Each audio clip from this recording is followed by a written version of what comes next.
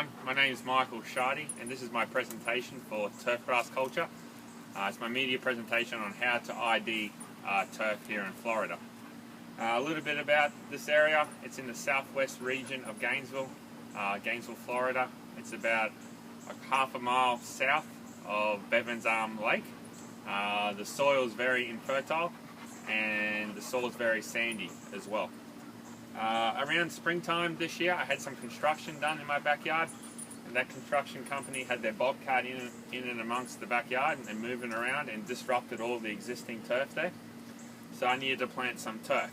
So some of the considerations I took into place when deciding what turf to choose were obviously the infertile soil. It's a very sandy soil. This area in the backyard is high in traffic. We've got 3 dogs that live at the house, and they directly come out onto this section first. So I needed something that was very tolerable to high dog traffic and human traffic.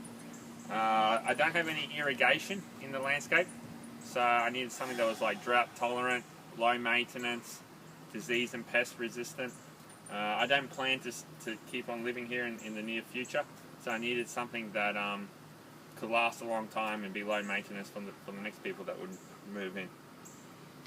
So at the time, back in spring, it was a toss-up between 2 grasses, St. Augustine grass and Bahiagrass.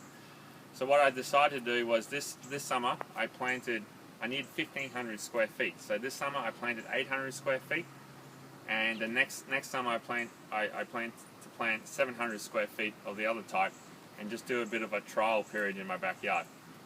So as you can see, I ended up going with Bahiagrass.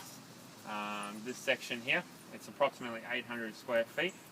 The area receives 8 to 10 hours of sunlight a day at least.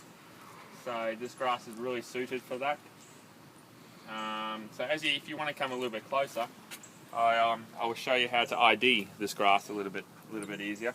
So if we look at the canopy, it's a very open canopy.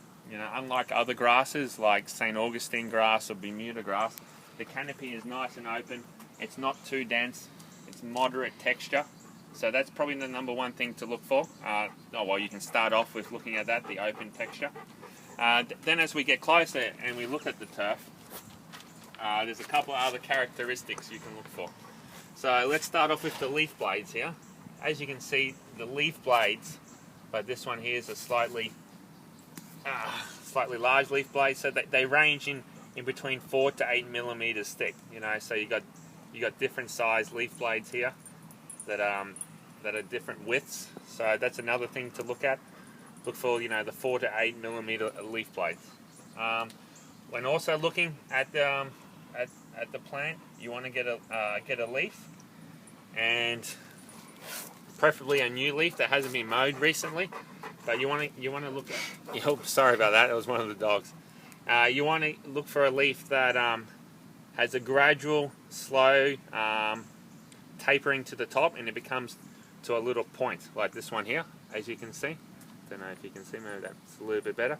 So this one here comes to a fine point at the top. That's another characteristic you can look for. Also, you look for the venation in the leaf blade. Typically, Bahiagrass can be folded or rolled.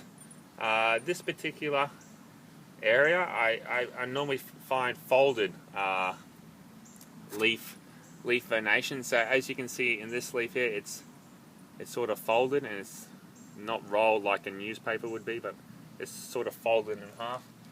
I did get another example down here. So this leaf blade here is folded in half, as you can see here.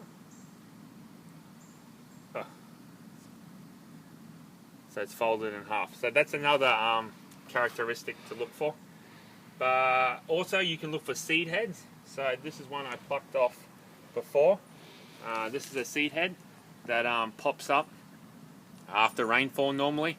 Some people might think this is unattractive to the landscape, but I don't mind. I tend to mow my grass every 7 to 10 days, so these seed heads don't really last very long anyway. But the number one characteristic to look for when when IDing Bahiagrass is you look for the rhizomes. So the rhizomes are located underneath the soil, obviously. So if I just dig underneath here, well, here's one. So as you can see here, this is clearly a rhizome, not a stolon, or it's not bunch type growth habit as well. This rhizome here is quite large. As you can see with the thickness, it's almost the thickness of a pen. So it obviously is a rhizome because it's got no green pigment, or it's got no chlorophyll in it. So there's no green pigment, so it's not a stolon. So it's definitely a rhizome. It's thick, it's woody. It's really easy to notice. If you just dig down a little bit underneath the soil, this is a key indicator that this grass is Bahiagrass. So, like I said before, this is Bahiagrass. The scientific name, actually, I forgot to say that before, is Paspalum notatum. So Paspalum notatum. Yeah, so I think that's about it. So just recapping. So when IDing this grass, you look for the nice open canopy. You look for the pointed leaf tips. You look for the venation, which is generally folded but can be rolled. You look for the different size leaf blade widths, so 4 to 8 millimeters. But you look for the seed heads, like I showed before. But most importantly, you want to look for the woody, thick rhizomes. If you can find these woody, thick rhizomes, then you definitely know you've located Bahiagrass. So I thank you for your time. I hope you enjoyed my presentation.